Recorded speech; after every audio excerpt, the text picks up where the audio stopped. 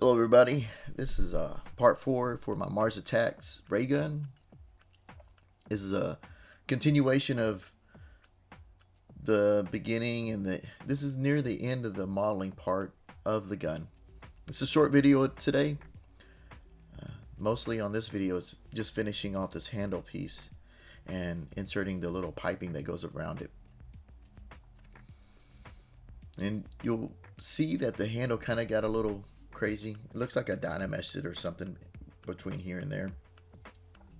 So what I'm going to do is use Z-Remesher, and I'm going to turn off the adaptive and put it to half. So every time you Z-Remesh it, it does half the resolution of what you previously pressed.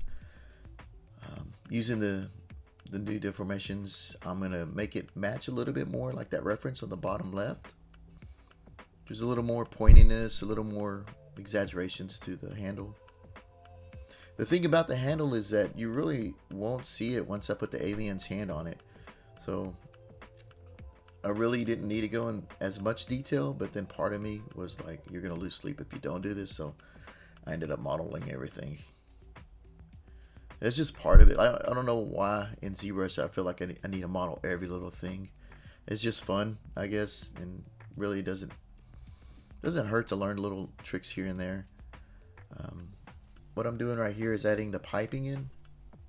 In previous videos, I had more or less used Z-spheres and then used that to kind of create the tubing.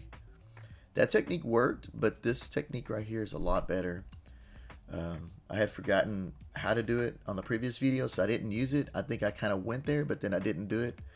And I kind of went back and did some homework, and now I'm back to where I was like, okay, I remember there's tools in here to make this thing easier, and it's a lot easier using this method than the Z-spheres. This way is pretty flawless, and it's so fluid. It's pretty cool. You'll see right here.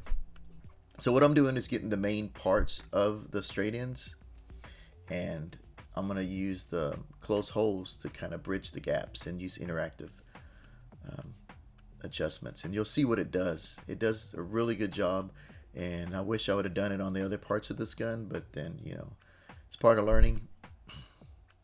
There's nothing wrong with that. You learn as you go. Right here, these are just little main parts of the straightaways where I want the tubing to be, and I'm going to connect each of these parts. So what I'll do is groups by normals, and I'm going to remove these caps on the ends of the tube. So what I'm going to do is select the open hole and connect it to the other one. And since it's interactive, when you drag your mouse up or down, you'll see what it does right here. I wish I would have done this on the other part of the gun, but it's okay. I know now. Lesson learned. Life lessons. And you can see right here, it's perfect. This technique works perfect for what I need. It's not perfect for everything, but this, for what I need right here, it works. It works really well. 2 holes. I gotta fight with this one because I want the look to look a little more specific. But what I'm gonna do here is just kind of drag and make it a little bit more angled to the gun. If you see in the reference on the corner, it kind of just angles back up. And I don't want the little curves to interact too much, where they overlap. Kind of want some clean geometry in case I ever try to do something else with this model. And so I'm trying to make it a little bit more smooth. See, that's what you want right there. Just voila. And then you can clean up your mesh, remove some segments or increase segments, and depending on what you want out of your model. If you want low poly, that might be perfect. If you're gonna go for a little bit more higher density on your model, then the other way is not too bad. I'm gonna remove this middle right here and connect it again to where I can take out the segments. I could have probably deleted edge loops, but I didn't know if it was gonna mess up my end result, so I kind of left it right here. Just real quick, delete that middle part and then just bridge these 2 gaps. And there you go. A little bit cleaner geometry, not so messy. Because extra segments on a straightaway is not really necessary, and especially if you go into another program, you're really going to want to get rid of that. And right here, I'm going to connect these two holes, and it worked pretty cool. I was actually impressed. ZBrush has so many little tricks that it's fun. It's fun to see like different methods, and like I said, coming from 3D Max, stuff like this isn't really in there, and this is pretty cool. And I think I'm trying to get a little more specific with this model. Looking back as a play-by-play, seeing what I did and what I know now, you always see where you've been and what you learned. See, that right there was perfect to me, but I think I'm trying to get a little more specific with it. I probably could have raised that hole up a little bit more on the handle, and it would have fit just right for what I needed. But it's okay. I was looking at this method, and it's a lot better than that Z-sphere method. And there's nothing wrong with the other way. Just depends on what you're going for. But this is so much faster to me. And I'm going to clean up the mesh a little bit, just because you never know if you're going to go to another program. It's always good to keep clean geometry and no overlapping faces, as you can see in the corner right there. You usually want to clean that up, no matter where if you're going in other programs, or even this one. You just get a habit, so you're not kind of keep messy models around. You never know where it could end up a problem later if you ever decide to print something, and the printer's going to be kind of fighting itself, trying to figure out what you did right there, or what the program or the model did. Just faces inside of itself. Never good.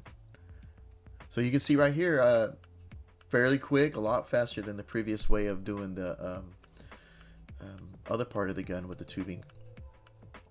What I'm going to do right here is boolean out the part into the handle and go from there. So the boolean part, I'm going to select the same model, but I'm going to scale it. I'm going to inflate it.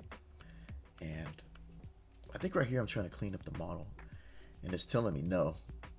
So I end up just Z-remeshing it. Because when the programs is just like, hey, we're not going to do this.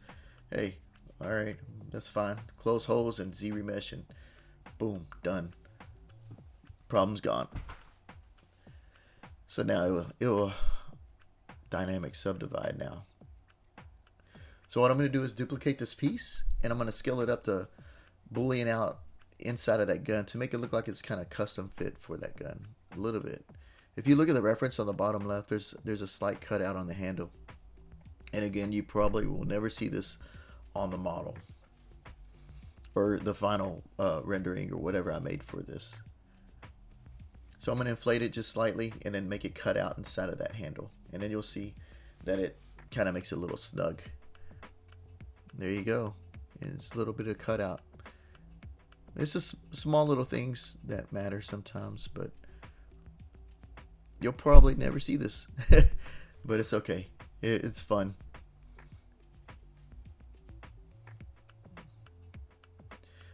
Most of this gun is pretty much finished except for the one little handle piece that I'm about to add. And some of the basic cylinders. That's what's fun about this ray gun, is that you cover so many things, and you're going through using basic methods of using primitives like a cylinder, box, and spheres, and then you can actually add more detail on top of it, like what I'm doing here. And I didn't follow the reference exact, but I wanted to give it a little more something to it, a little more custom, artistic feel to it. And I've said that in the other video, a little creative freedom. I'm going to smooth it up right here.